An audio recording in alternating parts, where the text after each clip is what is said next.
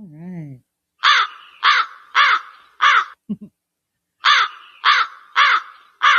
Hello, welcome to the Rogue Raven podcast. This is Rogue. I'm your host, and I had a whole lot of things I wanted to say today. In fact, I have recorded this thing twice already, and um, I have decided that I'm not going to do that. I'm going to come to you in a whole different kind of way. And it's not right for me to put myself out here without telling you who I am. So I thought that I would just tell you a story. Okay. So, oh gosh, let's just start in 2024. Okay. Let's start with, oh gosh, let's hit April, May. When we realized that um, Joe Biden was not going to uh, do the race. He dropped out, handed the baton over to Kamala, and um, I was like, this can go two ways, and each way can go sideways. One can be amazing and still get blowback that would not be positive from the other side. And then if uh, 45 got in, then we knew that it can go another way and it would go completely sideways. So I want to make something very, very clear. I will not use his name on this podcast. He will be referred to as a number, or he'll be referred to as that man, or he will be referred to as um, the administration. Okay, now that we have that clear. So I knew that 45 could come back, and I knew that if Project 2025, it was going to go the way I believed it was. I read it. I educated myself on who the Heritage Foundation was at that point, and I said that this is not good for the people. This is not good. I mean, it's good for a certain demographic of people, but it's not good for the rest of this country. Um, the other 70%. And I knew that it was just not going to be great. And so I started thinking about ways to be more self reliant. Um, I was like, okay, so I think that maybe I should start thinking about preparedness. And I started to um, make sure that my pantries were full. I made sure that um, I was reading more. Um, I wanted to know about both sides. I wanted to know um, the mind of uh, the MAGA party. I wanted to know the mind of the evangelical party. I call it a party because it is. I wanted to know, I just wanted to do ops. I just needed to know, do some ops. Okay. And so I did that. And in the summer, I when I when the summer I just kept on prepping, kept on preparing, and then November came. Actually, let's back up. September came, in September, I went to the doctor and I got all of my vaccinations and such. And as a restaurant worker, when COVID hit, when the vaccine came out, I was I got it right away because I know the um, who COVID hits. It hits the bigger people. It hits the Black people really hard because of all of our pre-existing conditions like diabetes, high blood pressure, um, all that stuff. And I knew that I was going to be in that statistic of people that if I got it, I may not be all that great. Well, so, but I believe that I got it before COVID became COVID, like before it hit the United States. Um, but people were traveling back and forth, and so you really didn't know who your ground zero was. But I remember that November prior, while it was still transitioning from Wuhan to Italy and throughout, the rest of the world, I got so sick. When I say I got so sick, I was so sick that I thought I was literally going to die. I couldn't breathe. I couldn't. It wasn't pneumonia. It was something. It wasn't the flu. It was something my body has never experienced before. So let's get back ahead to September. So I got the shot because if I got that sick again, I didn't know if I was going to survive that. And so and I got COVID, you know, at one time throughout COVID, and because I made sure that I was vaccinated, the COVID that I got was like I slept through it for the most part. It did not really bother me.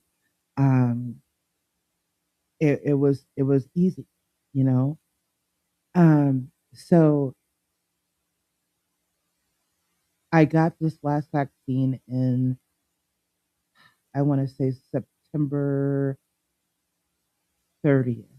No, September 6th. So by September 30th, I started feeling something weird. My left toe, my left big toe started going numb and it started to spread to my other toes on that foot. But I looked at it, I was like, maybe I have an ingrown toenail, maybe something's wrong, whatever. I just worked through it because that's what I do. I work my ass off and I work through things. And so by the end of by October 18th, um, my husband and I went to a circus, and not a regular circus because I'm afraid of clowns. We went to an Italian weird circus. It was kind of dark, uh, and and the the structure of it was a movable structure, so it wasn't stable like you would think it would be, and it felt like I had vertigo. Like it felt like at any time I was gonna go down. Like I could not, I couldn't, I did not feel stable, but I was still walking and stuff. Like I could walk, I can do whatever, but I wasn't stable. Um, by November, by the first week of November, um, my legs started to go out under me, and so and by the end of November, the week before Thanksgiving, I had no feeling in my legs. So in 1 month, I was paralyzed from the waist down. And I did CT scans, I did MRIs, I did nerve conduction tests, and no one could figure out what it was. The neurologist that I had diabetes, and it was diabetes, and I'm like, dude, you lose eyesight before you lose a limb, and my sugar does not go over 100, so I don't know what you're talking about, dude. And my A1C was like 5.6, So like I still don't know what dude is talking about, right? And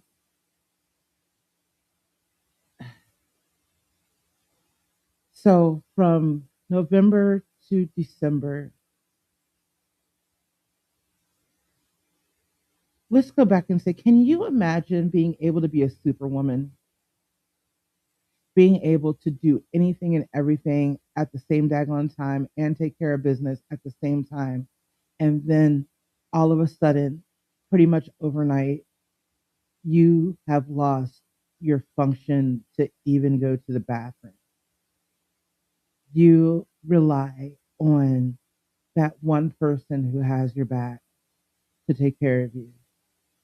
You are ashamed and to tell people that you can't walk and you can't do all the things that you want to do.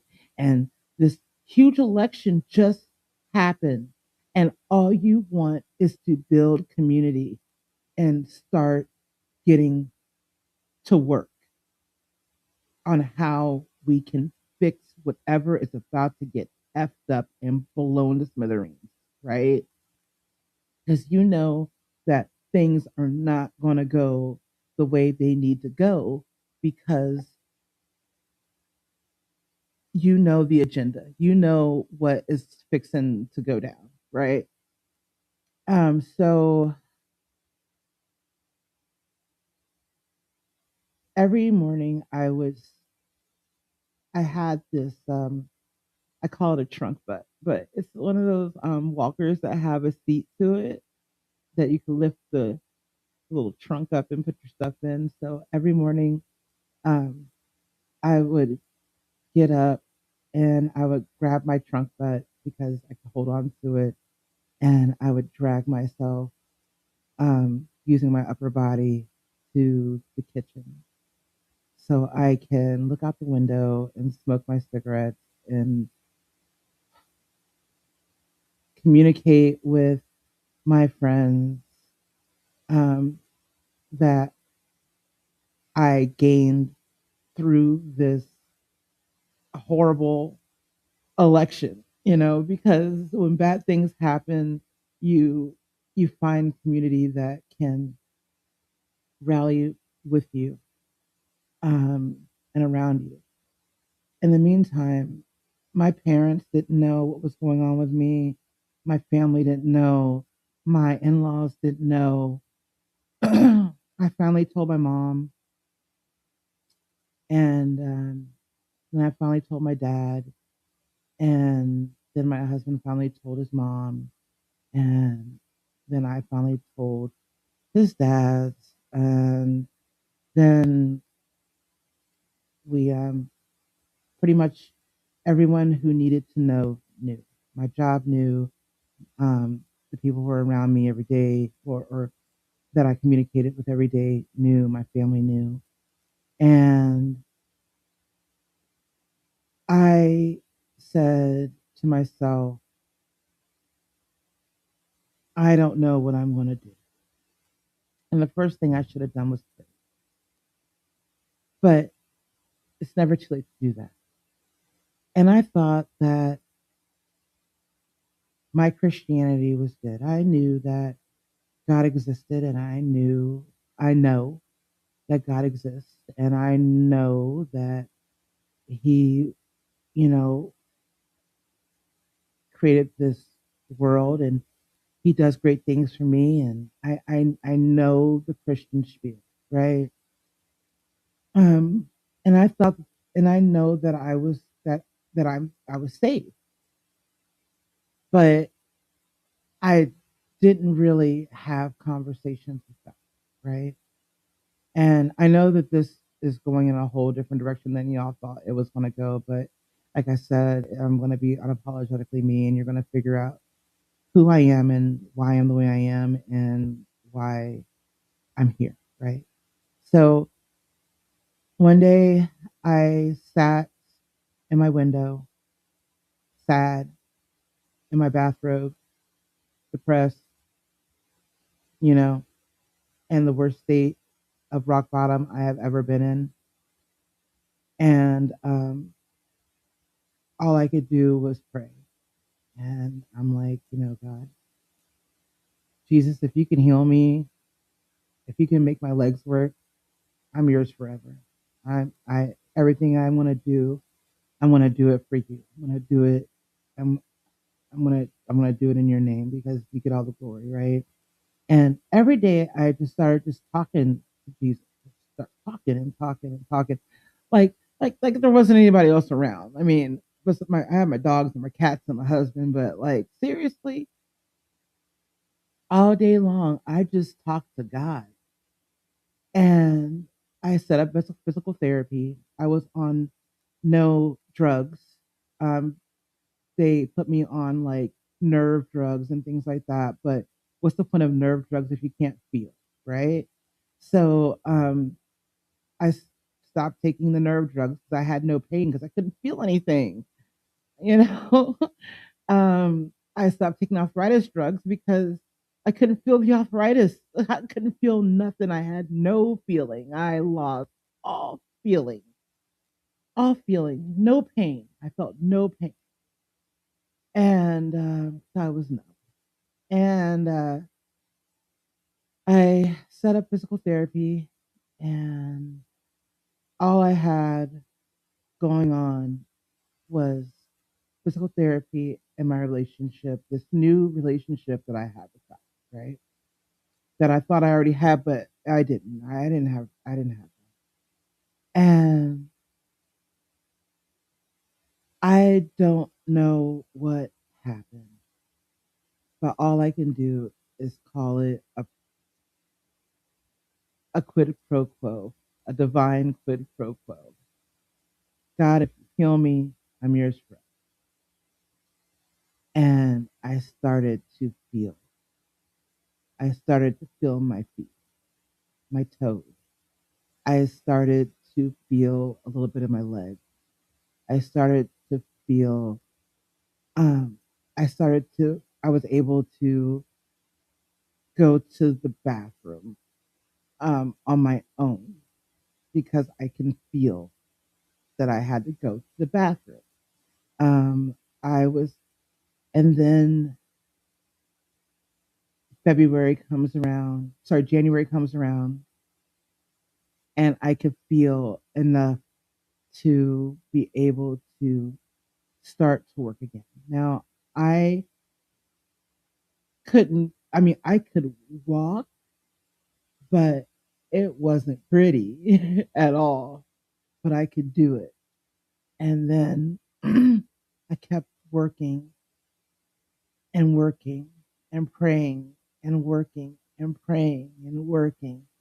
And then Easter came around, and I had my own church that, in my neighborhood. And I'm like, okay, I've never gone an Easter without going to church. I gotta go to church. It's Resurrection Day. I gotta go to church. And the church that I have here is an all white church, and there's a few black folks, and they're super friendly and wonderful people. And I will never say anything that would take away the experience that I've had, because there was a necessary experience that I needed to be at that church. And I asked God, I said, Lord, where do you want me to go today? And out of nowhere, like he sent me to this church a half hour away from my house, and it was black church. And if you know me, I grew up in an all white neighborhood. I didn't have any black friends, and I wish I had that experience growing up. I went to an HBCU, went to Morgan State University because my mom felt that I needed to be um, with my people, and I am thankful for that. Um, but I needed to. I think the Lord sent me to this church because something nefarious was happening in the Christian religion. Um, at this point in time, all I had, I made it from not feeling anything to my trunk butt to a cane. And I put on my Sunday best and I walked into that church with my cane and very carefully. And I met wonderful, wonderful people. By that, by June, no more cane. I could walk. I was back. And the neurologist told me that I would never get feeling back again. My doctor didn't know if I would get feeling back again. They said that I would always have at least neuropathy and not be able to feel, but I can feel and I can walk and I can jog and I can lift and I can do anything because God is good, right? Amen. Good all the time. So now it's time to get to work, right? Right. So thanks to my community that I built, we planted me a garden, and so I had my garden, and I was preparing because I knew that I could not be handicapped during the apocalypse, y'all. And I say that I say the apocalypse, not out of you know the rapture or whatever have you. No, I knew that if this man got in, that we would be facing apocalyptic changes in life. I knew that nothing good was going to come through any of this. All I knew is at that point in time is that God set me up to win. God set me up to prosper and God set me up to use the talents that he gave me. And he gave me some talents to come and talk to y'all. So now that you know some of my history and you know where I'm coming from, I am going to come to y'all with love. I am going to come to y'all as a disciple of Jesus, a follower of Christ, and not any of this nationalist BS that is up in the winds right now. And I think that with that, we're going to do some great work. We have a lot to do because if I didn't have any work to do, I'd still be in that chair, in that window, looking outside of it, looking all sorry and sad for myself. And with what was me, what we's gonna do. I don't know what was gonna do, but I can't do it because I'm crippled. No, no. We are up here today. I don't know why I just pluralized myself, but I'm up here today because I would like to build community with who wants to build community. I want to build a national community. I want to build a statewide community, a citywide community, a neighborhood community. I want to build community with you.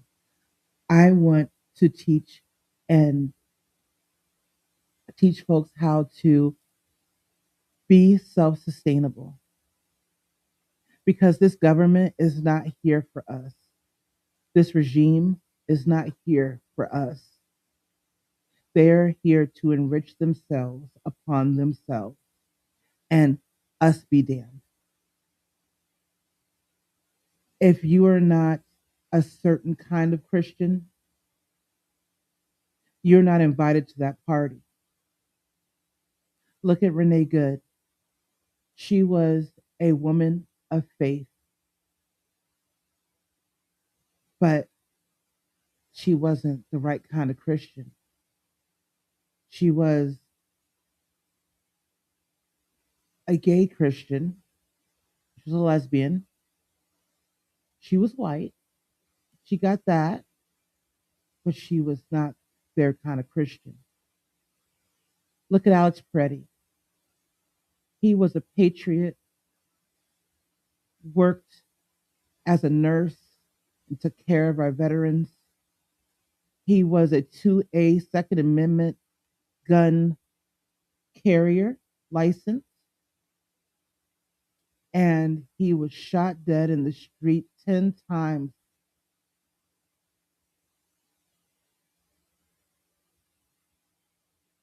for helping a woman that got pushed to the ground by ICE. And they justified it by saying that he was at a protest at a prior date and kicked the back of a vehicle.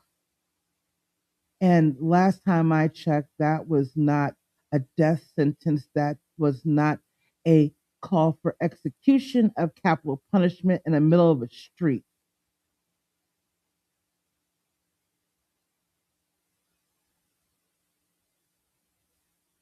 Neither was Renee Good's execution.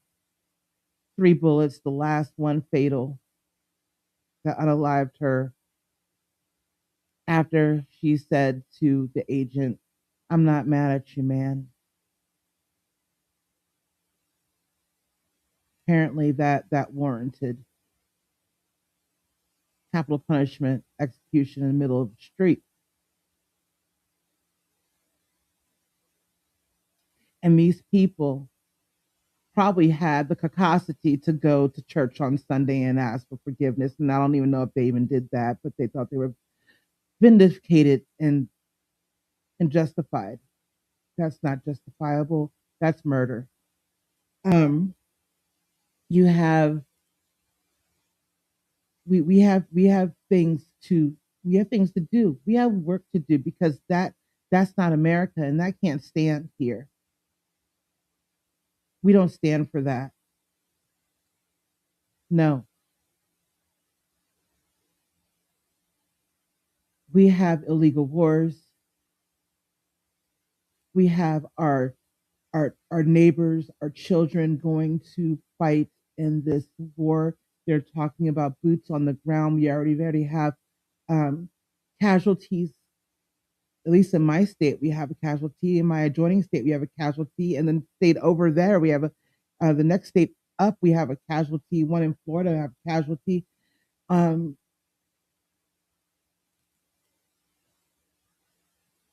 our soldiers, our men and women that go and give the ultimate sacrifice for an illegal war. That's what's happening now.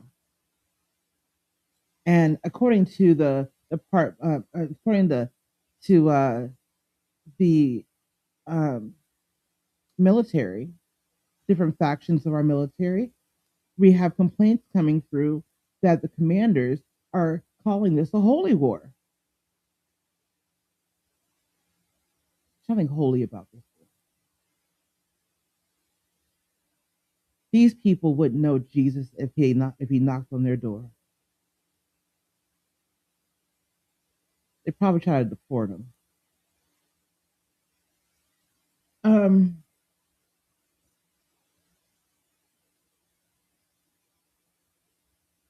we have work to do, and we're doing that work. And I'm gonna have guests on, and we're gonna have great banter, bring up current events. Also, I'm gonna do some of my um, garden teachings as it gets warmer.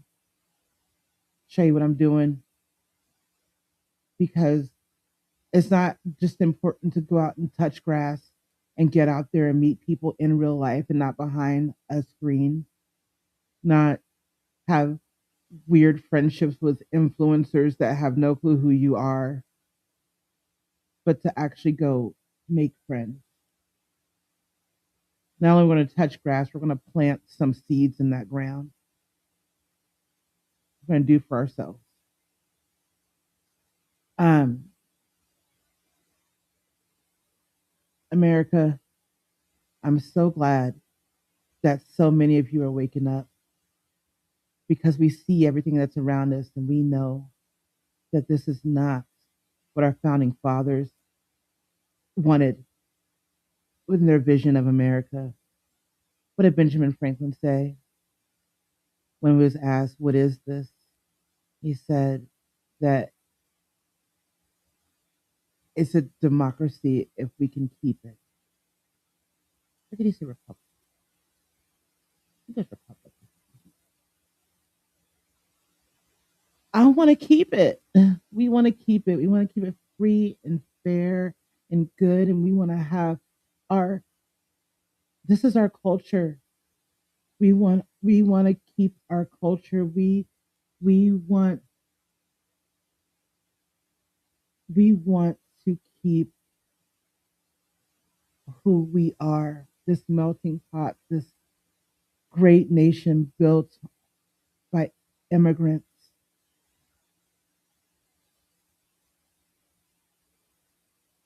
And we want it to be the best that it can be. We want to be good stewards. We want to have self determination. And we want to have a collective work and a responsibility. And we want to work together in our economics. And we want to have purpose. And we want to have faith.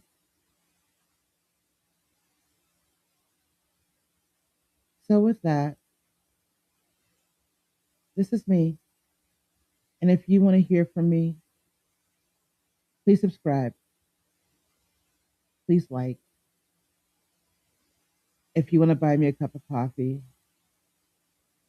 do that too. um, 'Cause not only is this a chance that I'm taking, it's work. And we need to get to it. And with that, Rogue Raven out.